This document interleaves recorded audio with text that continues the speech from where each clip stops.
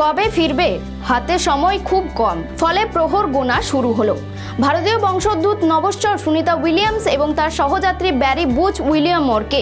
নমস্কার, দেখছেন খবর বাংলা, সঙ্গে রয়েছে আমি স্মৃতি। বিজ্ঞান ও প্রযুক্তির খবর নিয়ে 18 আগস্টের মধ্যে পৃথিবীতে ফেরাতেই হবে। আমেরিকার মহাকাশ গবেষণা সংস্থা নাসাকে এই ব্যাপারে ইলন মাস্কের সংস্থা স্পেস এক্সের সাহায্য নেওয়ার ভাবনা চিন্তা চলছে।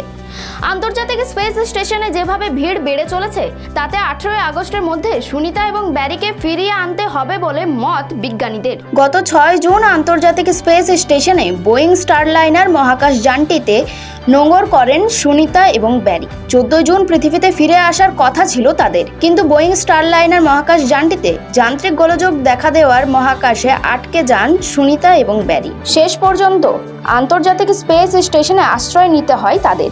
সেই থেকে লাগাতার বোয়িং স্টারলাইনার মহাকাশ যানটিকে ঠিক করার চেষ্টা চালাচ্ছেন সুনিতা এবং ব্যারি। কয়েকদিন আগে বোয়িং স্টারলাইনার মহাকাশ যানটির থ্রাস্টার চালু করা সম্ভব হলেও ওই মহাকাশ যানে চেপে পৃথিবীতে ফেরা রীতিমতো ঝুঁকির বিষয়। তাই সুনিতা এবং ব্যারিকে ফেরাতে স্পেস এক্স সংস্থার সাহায্যের নেওয়ার কথা ভেবেছেন নাসা। নাসার কমার্শিয়াল ক্রু প্রোগ্রাম জানিয়েছে, স্পেস এক্সের ক্রিউ 9 অভিযানের আওতায় নভশ্চরদের আন্তর্জাতিক স্পেস স্টেশনে পাঠানোর প্রস্তুতি চলছে।